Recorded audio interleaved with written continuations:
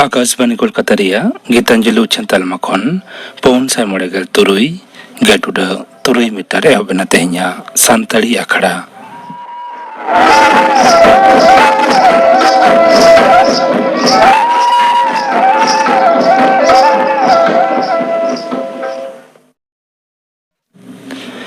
तेहኛ सानताड़ी आखड़ा रिया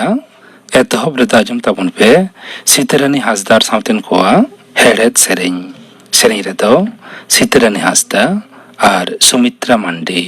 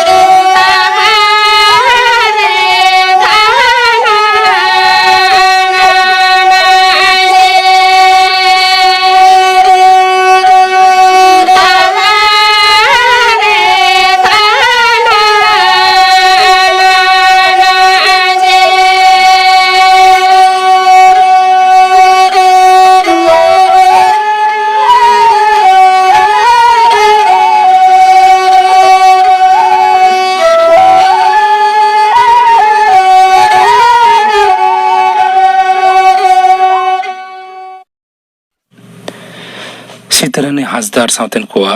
हेड़हेद सेरेñ पे आंजम के तबना सेरेñ रे दोकिन तहलेना सीतारानी हासदा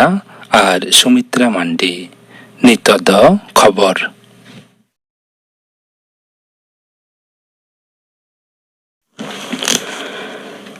आकाशवाणी कोलकाता खबर पढ़ा देन सुकलाल हासदा मीद मारी सांगारे दिसंग मुंके मानते द्रौपदी मुर्मू दो गपा कोलकाता हिजुआ बसियम 11:30 बजे अक्ते उनी दो दमदम उडन घाटी रे अड़गोना इनता उनी दो गार्डन रे शिप बिल्डर्स ते चला ओंडे मिद सापड़ाव अखड़ा रे उनी दो बिंदोगिरी रणतरी उडव सागुना राजभवन सेते गपा तारासिंगे उनी दो दिल्ली ते रुवाड़ा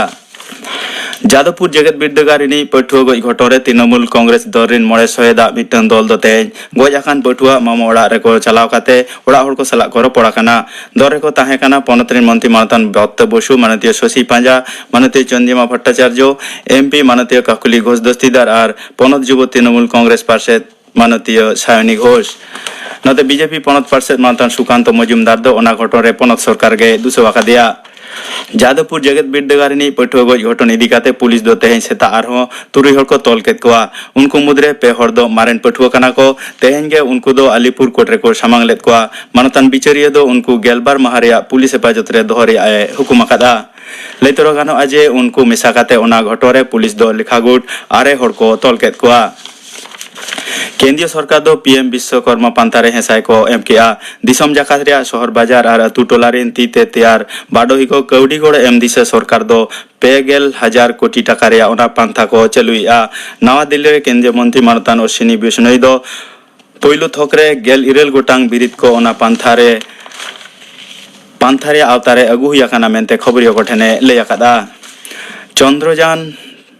3 सेरमा जालांग भेजा तायम भारत रे सेरमा जालांग खंतरण गणटन इसरो दो बेड़ा इदी काते वीडियो और तजबीज चलाव लगित ते भारत दिसम पाटा खन पहिलो ऑब्जर्वेटरी मेन दो पर्यवेक्षण केंद्र आदित्य L1 सेरमा जालांग ते को भेजाया तोंगे अगस्त चांदो रेगे सेरमा जालांग ते भेजाय लगित बेंगालुरु रिया UR राव सैटेलाइट केंद्र रे तैयार कान ओना आदित्य L1 दो नेमुद्रेगे आंध्र प्रदेश पनत रिया श्रीहरिकोटा ते सेटर हुई आकाना पृथ्वी खन 11 लाख किलोमीटर संगी रे बेड़ा और पृथ्वी मुद्रे language point L1 halo orbit मेने कक्षपथ रे ओना दो थापन का हुआ L1 पॉइंट रिया पुन पहाटा रे हेलो ऑर्बिट रे ओना थापन खातिर ते बेड़ा गहनाओ ऑक्तो रे हो बेड़ा दो लेतार तुन के तुलास गानोआ बेड़ा सेटे फोटोस्फियर कॉमोस्फियर और कोरोना बेड़ा एमान बाहरे स्तर गे ओना आदित्य एल दैतुन की तुलासा इलेक्ट्रोमैग्नेट और पार्टिकल फील्ड डायरेक्टर तरायते ओना कमी दो सिगिल हुआ लैतरो गानो अजे बेड़ा रेया आबोहावा मंडला साताम को इदी काते वीडियो लगी तेगे नेमुद रेगे 8 गोटांग यंत्र ओंडे भेजा हुई आकाना नते चंद्रयान 3 दो चांदवा ओत हासारे आड़गन लगित आरहो मिटटांग पौड़ी लहायना भारता सेरमा जालांग खंतरण गणटन इसरो पाटा खन लेयाकना जे तेहें सेता चांदो रिया कक्षपथ कम का बाबते मुचाद खेप कमी नपाय तेगे सुसर आकना जतमा ठीक ठाक सुसर इदी खान दाराय कान 22 अगस्त हिलो चंद्रयान 3 दो चांदो रे आड़गोना खास कमी लगी ते निया धाव दो दिसम गमके पदों के नामा दक्षिण 24 परगना जिला काकद्वीप रिनी SDPO मानतान प्रसेनजीत बंदोपाध्याय केंद्रीय स्वराष्ट्र मंत्रक पाटा खन ईमेल काते ओना दो बड़ाय चो होयाकना मानतान प्रसेनजीत बंदोपाध्याय दो एसआई लिकाते पुलिस कमी रे जॉइन ले ताहे पश्चिम बांग्ला पनत सरकार पाटा खन नेमुद्रेगे उनी दो बारधाव पुलिस पदक एम हुयाकना लैतरा गानो आजे पश्चिम बांग्ला पनत रे उनीगे SDPO लिकाते ओना सिरप लगी ते बाचावाकना पश्चिम बांग्ला पनत धूपगुड़ी विधानसभा ठावरे दारायकान 9 सेप्टेम्बर हिलो दोहराते भोट आतांगोआ भोट दो लेखा 9 सेप्टेम्बर हिलो ओना ठावरे रसिया लेखाते बीजेपी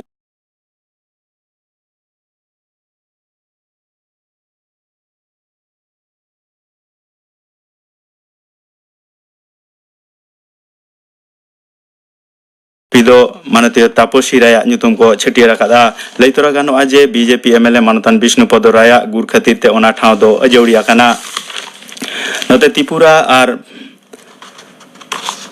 पनत बक्सानगर और धनपुर विधानसभा ठाव रे दोहरा आतांग बाचनाव लगिते बीजेपी दो रसिया लेकाते तफ्फाजर हुसैन और बिंदु देवनाथ तकिना नुतुम को छटिया रकादा बामफंड मेने कोयगाता खो निजाम हुसैन और कौशिक चंद्र तकिना नुतुम को छटिया रकादा दारायकान 9 सेप्टेम्बर ओना ठावरे भोट आतांगोआ और भोट दो लेखा 9 सेप्टेम्बर हिलो तेहें दो पार्सी गाताग्रीन मानवा को नवा सेरमा नवरोज दिसम गमके मानतीय द्रौपदी मुर्मू दो ओना लासाड़ेते भारत रिन पार्सी गाताग मानवा को थुम आकाबाद को सानाम को सुख शांति ते को ताहेन मा मेनते मानतीय दिसम गमके दो लय आकादा दिसम रिनी मारेन मारामंत्री मानतान अटल बिहारी वाजपेयी गुरु महारे तेहें दिसम जाकात रिन हड़ को दो उनी मानत सला को उयहर काना दिसम गमके मानतीय द्रौपदी मुर्मू सह दिसम गमके मानतान जगदीप धनखड़ मारामंत्री मानतान नरेंद्र मोदी दूरदाराम दफ्तर मंत्री मानतान राजनाथ सिंह स्वराष्ट्र दफ्तर मंत्री मानतान अमित शाह ताको दो तेहें सीता उनिया ठाव थान सदैव अटल रे चलाव काते उनी दिस मानत को सदर आकादा तेहें दो फुटबॉल प्रेमी माहा जाव लेका तेहें ओना माहा दो अपनारते मायाम दान कमी होरा तालाते मानाव कना तेहें खबर पढ़ा दो नोडेगे मुचादेना।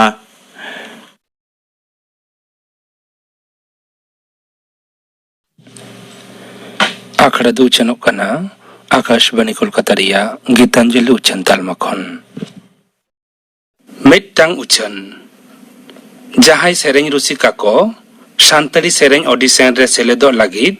रस्क मेना तापे खान उनको दो ऑनलाइन ते दरखास्त पे कोल दाड़िया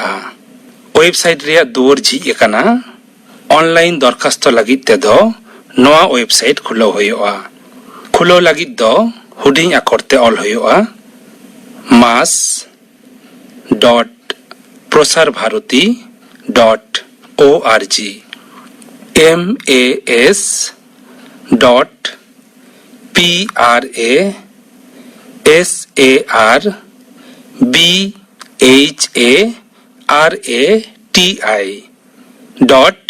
mas.prasarbharati.org लेयन वेबसाइट रे दरखास्त दो लगन माछा कोलता बन पे बुटा सही आगोज लगिद दो सानताली आखड़ा रे हेज काते दो बाड़ाई जंग गानोआ उछन मुचाद एना नितो आजम ताबन पे दोंग सेरेंग दाई Thakurdas Hansda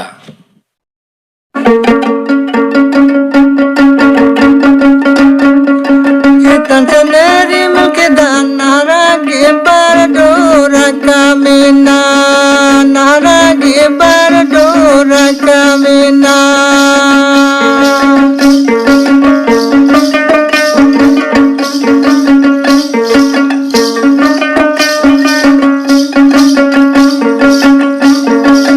Tantaneri mukdan naragi bardora kamina naragi bardora kamina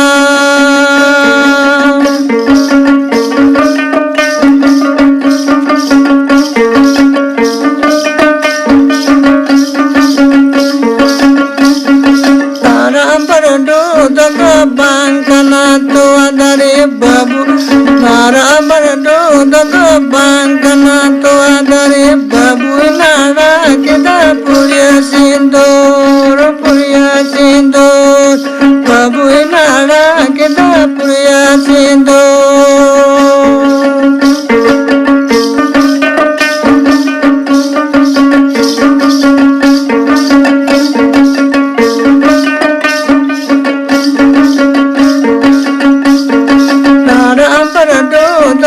bangkana dua dari babu nara kita purya sindor babu nara kita purya sindor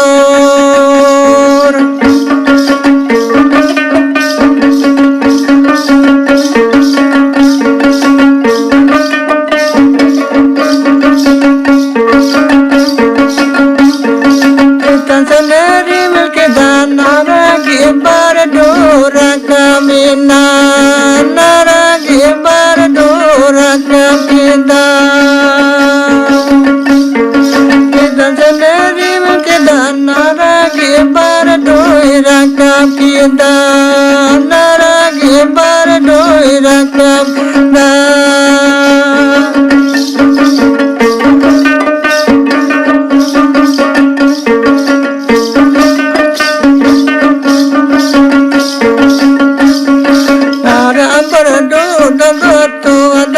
bangkana babu nara kita purya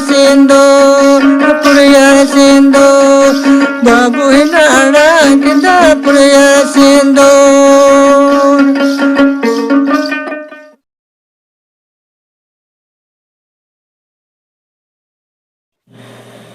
दोंग सेरेंग पाजम के तबना सेरेंग किदाई ठाकुरदास हांसदा निया तायम आजम ताबन पे तेहेñ रेन पेड़ा हिस रे विष्णु मांडी साउ कुपली रपड़ कुकली रे दो चंद्रमोहन मांडी तेहरिनी पेड़ाहिस रे तेहेñ सानताड़ी आखड़ा रे नेता हुए कना मीर मेड़ से मूर्ति बाडोही मनोतान विष्णु मांडी मा आले सानताड़ी आखड़ा पाठा खन जोहार जोहार पोइलो रेगे लेयाले में आमा ओड़ा दो करे इnya ओड़ा आतो nyutum do गोदासोल पोस्ट ऑफिस दो रसकुंडू थाना गड़बेता और जिला हुई कना पश्चिम मेदिनीपुर अच्छा ताले नितो चेद कम कामी कना नितो दो मेटांग स्कूल रे गेस्ट टीचर हिसाब ते मैंने अच्छा ᱚᱱᱟ ᱪᱷᱟᱲᱟ ᱯᱨᱟᱭᱵᱷᱮᱴ টিউটর হিসেব তে গিᱫᱽᱨᱟᱹ ᱠᱚᱧ ᱯᱟᱲᱦᱟᱣ ᱠᱚ ᱜᱮᱭᱟ ᱥᱟᱶᱛᱮ ᱦᱚᱭ ᱢᱩᱨᱛᱤ ᱢᱩᱠᱷᱟᱹᱱ ᱠᱚ ᱵᱮᱱᱟᱣ ᱦᱩᱭᱩᱜᱼᱟ তাহলে নিতো আমার উমের ᱫᱚ ᱛᱤᱱᱟᱹᱜ ᱦᱩᱭᱱᱟ? ᱤᱧᱟᱹᱜ ᱩᱢᱮᱨ ᱱᱤᱛᱚᱜ 30 ᱵᱚᱪᱷᱚᱨ ᱪᱮᱛᱟᱱ ᱟᱪᱪᱷᱟ ᱱᱚᱜᱼᱚᱭ ᱡᱮᱢ ᱞᱟᱹᱭ ᱠᱮᱫᱟ ᱡᱮ ᱢᱮᱲ ᱥᱮ ᱢᱩᱨᱛᱤ ᱵᱮᱱᱟᱣ ᱜᱮᱭᱟᱢ ᱱᱚᱜᱼᱚᱱᱟ ᱢᱩᱨᱛᱤ ᱵᱮᱱᱟᱣ ᱫᱚ ᱛᱤᱥ ᱠᱷᱚᱱᱮᱢ ᱮᱛᱚᱦᱚᱵ ᱞᱮᱜᱼᱟ? ᱩᱭᱦᱟᱹᱨ ᱵᱷᱟᱵᱽᱱᱟ ᱫᱚ ᱟᱹᱰᱤ ᱞᱟᱦᱟ ᱠᱷᱚᱱ ᱜᱮ ᱛᱟᱦᱮᱸ ᱠᱟᱱᱟ ᱟᱫᱚ ᱚᱠᱛᱚ ᱵᱟᱝ ᱧᱟᱢ ᱠᱷᱟᱹᱛᱤᱨ ᱞᱟᱦᱟ ᱠᱷᱚᱱ ᱫᱚ ᱟᱫᱚ ᱵᱟᱝᱞᱤᱧ ᱥᱩᱨᱩ ᱟᱠᱟᱫᱟ ᱱᱚᱣᱟ ᱫᱚᱞᱤᱧ ᱥᱩᱨᱩ ᱟᱠᱟᱫᱟ 2021 সাল ᱥᱮᱫ তে 2021 সাল সে ᱠᱷᱚᱱᱟᱜ ᱮᱛᱚᱦᱚᱵ ᱦᱩᱭ ᱞᱮᱱᱟ ᱯᱷᱮᱰᱟᱛ ᱚᱠᱛᱚ ᱨᱮᱛᱚ ᱢᱩᱨᱛᱤ ᱫᱚ ᱵᱟᱢ ᱵᱮᱱᱟᱣᱮᱫ ᱛᱟᱦᱮᱸᱫ ᱡᱟᱹᱱᱤᱡ ᱠᱷᱟᱱ ᱵᱟᱝᱜᱮ ᱦᱩᱰᱤᱧ ᱩᱢᱮᱨ ᱨᱮᱫᱚ ᱡᱟᱹᱱᱤᱡ ᱠᱷᱟᱱ ᱪᱤᱛᱟᱹᱨ ᱠᱚᱢ ᱵᱮᱱᱟᱣ ᱵᱟᱲᱟᱭᱮᱫ ᱛᱟᱦᱮᱸᱫ ᱥᱮ ᱟᱸᱠᱟᱣᱮᱫ ᱛᱟᱦᱮᱸᱫ ᱛᱟᱦᱞᱮ ᱚᱱᱟ ᱛᱤᱱᱟᱹᱜ ᱦᱩᱰᱤᱧ ᱠᱷᱚᱱ ᱪᱤᱛᱟᱹᱨ ᱠᱚᱢ ᱟᱸᱠᱟᱣᱮᱫ ᱛᱟᱦᱮᱸᱫ? ᱚᱱᱟ ᱫᱚ ᱯᱳᱭᱞᱳ ᱠᱷᱚᱱ ᱜᱮ ᱮᱠᱵᱟᱨᱮ ᱡᱚᱠᱷᱚᱱ ᱯᱨᱟইমারি স্কুল ᱨᱮᱞᱤᱧ ᱚᱞᱚᱜ ᱛᱟᱦᱮᱸᱫ তখন খান ᱜᱮ লেড পেন্সিল হাতে বা কলম হাতে ᱱᱚᱣᱟ ᱰᱨᱚᱭᱤᱝ ᱥᱮ ᱪᱤᱛᱟᱹᱨ ᱵᱮᱱᱟᱣ ᱠᱚ ᱥᱩᱨᱩ ᱞᱟᱜᱼᱟ ᱟᱪᱪᱷᱟ ᱱᱚᱣᱟ ᱡᱟᱦᱟᱸ ᱰᱨᱚᱭᱤᱝ ᱥᱮ ᱟᱸᱠᱟᱣ ᱪᱤᱛᱟᱹᱨ ᱵᱮᱱᱟᱣ ᱥᱮᱬᱟ ᱥᱮ ᱥᱚᱲᱠᱚ ᱞᱮᱫ ᱫᱚᱢ ᱡᱟᱦᱟᱸᱭ ᱢᱟᱪᱮᱫ ᱴᱷᱮᱱ ᱥᱮ ᱡᱟᱦᱟᱱᱟᱜ ᱢᱤᱫᱴᱟᱝ ᱥᱚᱝᱥᱛᱷᱟ ᱴᱷᱮᱱ ᱠᱷᱚᱱ ᱥᱮ ᱥᱠᱩᱞ ᱥᱮ ᱮᱠᱟᱰᱮᱢᱤ ᱠᱷᱚᱱᱮᱢ ᱥᱮᱪᱮᱫ ᱞᱮᱱᱟ? ᱵᱟᱝ ᱱᱚᱣᱟ ᱫᱚ ᱚᱠᱟ ᱨᱮᱦᱚᱸ ᱵᱟᱹᱞᱤᱧ ᱥᱮᱬᱟ ᱟᱠᱟᱫᱟ ᱡᱩᱫᱤ ᱞᱟᱹᱭ ᱜᱟᱱᱚᱜ ᱠᱷᱟᱱ ᱱᱚᱣᱟ ᱫᱚ ᱟᱯᱱᱟ ᱟᱯᱱᱤ ᱛᱮᱜᱮ ᱦᱩᱭ ᱟᱠᱟᱱᱟ ᱟᱪᱪᱷᱟ ᱦᱮᱸ ᱧᱮᱞ ᱠᱟᱛᱮᱫ ᱥᱮ ᱪᱮᱫ ᱞᱮᱠᱟᱛᱮ ᱢᱮᱱᱟᱜᱼᱟ ᱚᱱᱟ ᱪᱤᱛᱟᱹᱨ ᱠᱚ ᱚᱱᱟ ᱟᱢᱟᱜ ᱟᱭᱩᱢᱟᱹᱱ ᱜᱚᱲᱦᱚᱱ ᱠᱟᱛᱮ ᱜᱮ ᱟᱢ ᱜᱟᱨ ᱟᱛᱮ ᱯᱮᱱᱥᱤᱞ ᱟᱛᱮ ᱮᱢ ᱵᱮᱱᱟᱣ ᱨᱟᱠᱟᱵ ᱠᱟᱛᱮ ᱱᱚᱣᱟ ᱪᱤᱛᱟᱹᱨᱮᱢ ᱟᱸᱠᱟᱣᱮᱫ ᱛᱟᱦᱮᱸᱫ ᱟᱢᱟᱜ ᱪᱤᱛᱟᱹᱨ ᱵᱮᱱᱟᱣ ᱥᱮ ᱢᱩᱨᱛᱤ ᱵᱮᱱᱟᱣ ᱨᱮᱱᱟᱜ ᱡᱟᱦᱟᱸ ᱠᱟᱹᱢᱤ ᱦᱚᱨᱟ ᱱᱚᱣᱟ ᱟᱛᱮᱫ ᱜᱮᱢ ᱯᱟᱲᱦᱟᱣ ᱤᱫᱤ ᱠᱟᱱᱟ ᱥᱮ ᱟᱢᱟᱜ ᱯᱟᱲᱦᱟᱣ ᱞᱟᱭᱤᱱ ᱫᱚ ᱟᱨᱚ ᱮᱴᱟᱜ ᱥᱮᱫ ᱛᱟᱦᱮᱸ ᱠᱟᱱᱟ? ᱵᱟᱝ ᱵᱟᱝ ᱱᱚᱣᱟ ᱞᱤᱭᱮ ᱫᱚ ᱯᱟᱲᱦᱟᱣ ᱫᱚ ᱵᱟᱝ ᱦᱩᱭ ᱠᱟᱱᱟ ᱯᱟᱲᱦᱟᱣ ᱫᱚ ᱯᱨᱚᱛᱷᱚᱢ ᱜᱤᱫᱽᱨᱟᱹ ᱠᱷᱚᱱ ᱥᱚᱨᱠᱟরি স্কুল ᱨᱮᱜᱮ ᱚᱞᱚᱜ ᱦᱩᱭ ᱠᱟᱱᱟ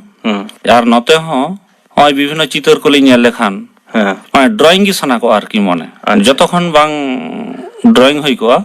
ᱢᱚᱱᱮᱨᱮ ᱢᱤᱫᱴᱟᱝ ᱟᱸᱥ ᱛᱟᱦᱮᱸ ᱠᱚᱜ ᱜᱮ ᱟᱪᱪᱷᱟ ᱚᱞᱚᱜ ᱵᱚᱞᱛᱮ ᱱᱚᱛᱮ এইচএস ᱥᱮ ᱩচ্ᱪ ᱢᱟᱫᱽᱫᱷᱚᱢᱤᱠ ᱦᱚᱸᱢ ᱮᱢ ᱟᱠᱟᱜᱼᱟ ᱦᱮᱸ ᱚᱱᱟ ᱛᱟᱭᱚᱢ ᱫᱚ ᱠᱚᱞᱮᱡᱽ ᱦᱚᱸᱢ ᱯᱟᱲᱦᱟᱣ ᱟᱠᱟᱱᱟ ᱛᱚ ᱠᱚᱞᱮᱡᱽ ᱫᱚ ᱟᱨᱴᱥ ᱥᱮ ᱠᱚᱢᱟᱨᱥ ᱥᱮᱫ ᱛᱮᱢ ᱯᱟᱲᱦᱟᱣᱮᱱᱟ? ᱠᱚᱞᱮᱡᱽ ᱨᱮᱫᱚ ᱡᱩᱞᱚᱡᱤ ᱚᱱᱟর্স ᱛᱮ ᱡᱩᱞᱚᱡᱤ ᱛᱚ ᱱᱚᱣᱟᱛᱮ ᱚᱱᱟর্স ᱯᱟᱲᱦᱟᱣᱮᱱᱟ ᱚᱱᱟᱛᱮ ᱦᱚᱸ ᱢᱟস্টার ᱰᱤᱜᱽᱨᱤᱢ ᱠᱚᱢᱯᱞᱤᱴ ᱟᱠᱟᱫᱟ? মাস্টার ডিগ্রি করাও লাহা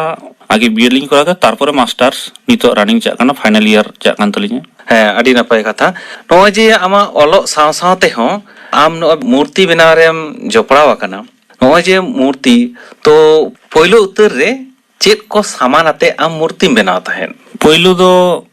হাসা থেকে মুখানিᱧ ᱵᱮᱱᱟᱣ ᱜᱮ ᱛᱟᱦᱮᱸᱫ আচ্ছা তখন মডেল বেনাও পরে হ্যাঁ ᱚᱱᱟ ᱧᱮᱞ ᱧᱮᱞ ᱛᱮᱜᱮ ᱟᱫᱚ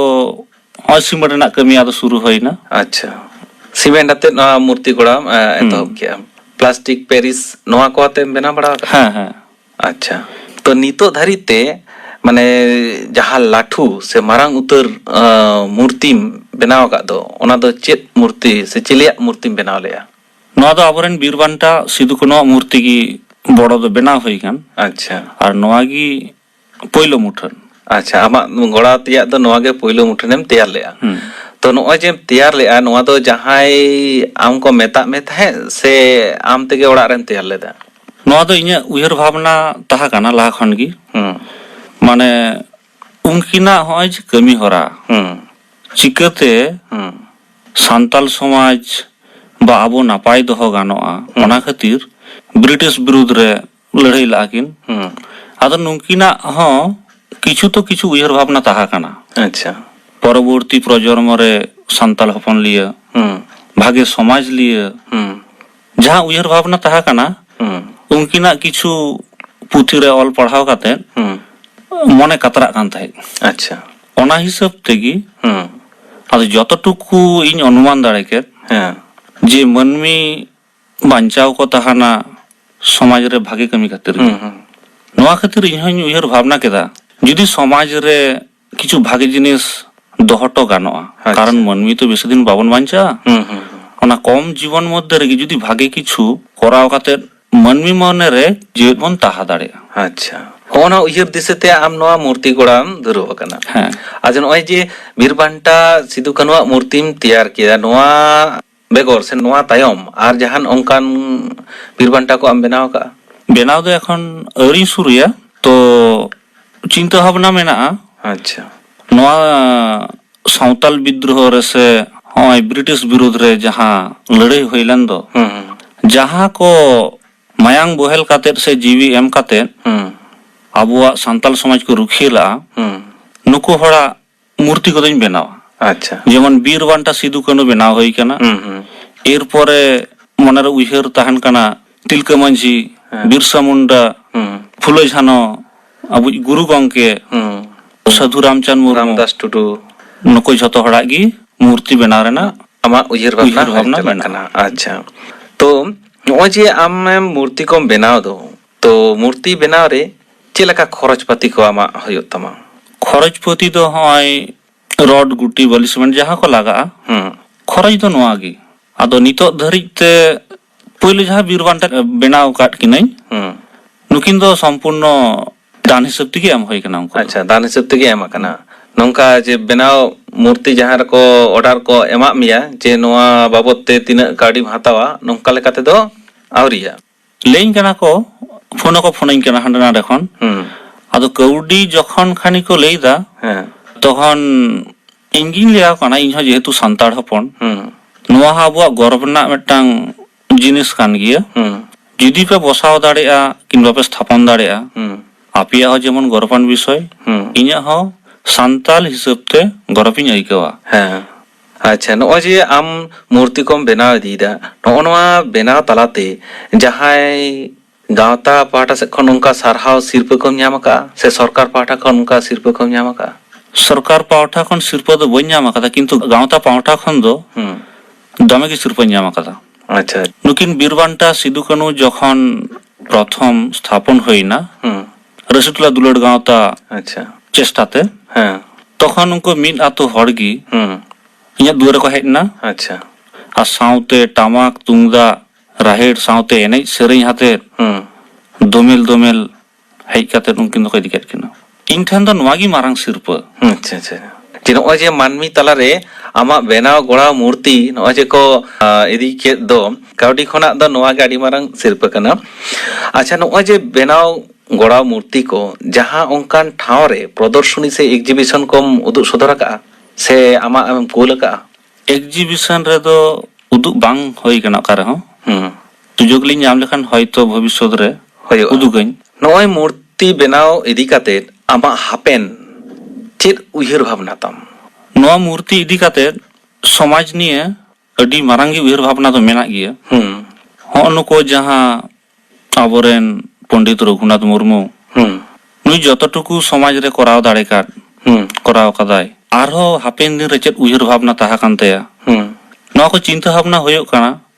जतो हड़ी गज बुरु लेंखान बन जे उयहर भावना जे बांग ताहा कानते ओंकान कथा तो बांग काना उयहर भावना हयतो ताहा कानतेया अच्छा नोंका उयहर भावना ताला तेगी इन्हनि उयहर भावनाया इन्ह जुदी समाज रे अवदान किछुन दोहा दाड़े टोकेया अच्छा तली इन्ह गर्व आइका को अच्छा आम मत नॉय मूर्ति को बनाव दीदा मेनखान आरहो नोंकान गिदरे को ओंका किम सेड़ा को कना मूर्ति बनाव लगी ते नितो दो एखन बइन सेड़ाव कना तो हय छवि आका नोआ रे दो इनरेन शिष्य को मेना को गिया अच्छा मेना को उनका तिने गोटांग सेड़ा को कना तिने गोटांग गिदरे कना को ताहा कना को 70-80 जन अच्छा आदो नितो दो किछुन बंद हताड़ का अच्छा अच्छा अडी नापाय चिंता भावना से उयहर भावना तम तो नॉय मूर्ति बेना इदी काते आम जेलकाम चिंता भावना का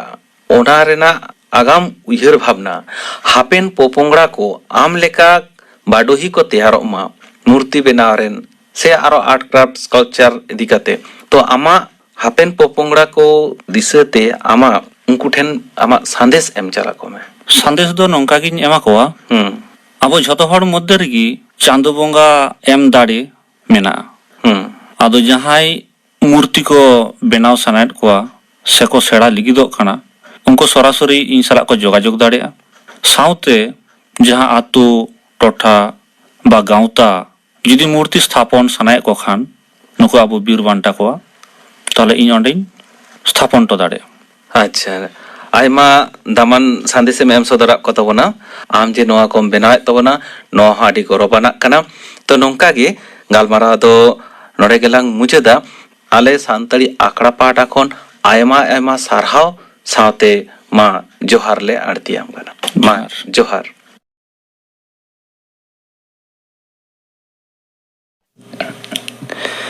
तेहें रेन पेड़ा हिसरे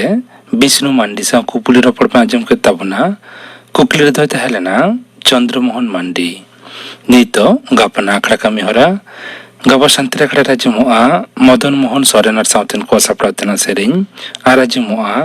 उपरुम अनाट आर आबरन जीवन को नवा सतम बाबत गालमाराव रे दो को सेलेदोआ नमिता किस्कू उपेंद्रनाथ सोरेन आर सुतलाल सोरेन गापना आखड़ा कमी होरा पे आजम के तबना तेहेnya santri akhड़ा रिया मुचाद रे आजम तबन पे मनोहर मुर्मू आर साउथन को सपड़ातना परब सेरें रे दो ठाकुर मुनि मुर्मू आर चूड़ामुनि टुडू